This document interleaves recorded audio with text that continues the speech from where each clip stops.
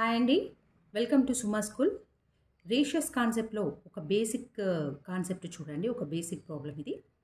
The ratio of the number of math books to the number of English books in a library is 4:7. There are 2200 math books and English books all together. How many English books are there? Options ఏమి ఇచ్చాడు? 1200, 1200, 1300, 1400, 1500. ఇప్పుడు ఇది చూడండి, ఏమన్నారు? ఒక లైబ్రరీలో maths books English books ratio ఎంత ఉందంట? 4:7 ఉందంట. Total maths books English books కలిపి ఎన్ని ఉన్నాయి? 2200 ఉన్నాయి. ఇప్పుడు వాడు ఏమంటున్నాడు? ఓన్లీ ఇంగ్లీష్ బుక్సే ఎన్ని ఉన్నాయి అని అడుగుతున్నాడు.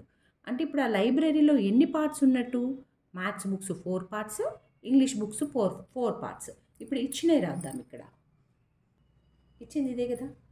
Total books 2200, maths books east English books అంటే రెండింటి పోర్షన్ ఎంత అంటే 4:7. అంటే మ్యాథ్స్ లైబ్రరీలో 4 పార్ట్స్ ఉంటే ఇంగ్లీష్ బుక్స్ 7 పార్ట్స్ ఉన్నాయి.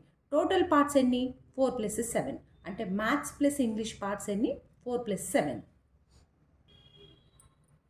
ఇప్పుడు 11 పార్ట్స్ 2200 అనమాట.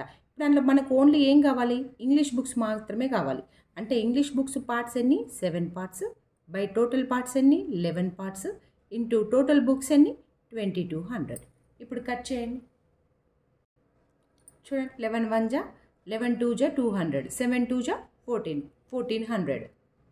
చూడండి, 7 × 200 దట్ ఈజ్ ఈక్వల్ 1400. ఆప్షన్స్లో ఉందేమో చూడండి, 3 అనేది ఆన్సర్. ఇంగ్లీష్ బుక్స్ ఎన్ని ఉన్నాయన్నట్టు? 1400 ఉన్నాయన్నమాట. Thank you.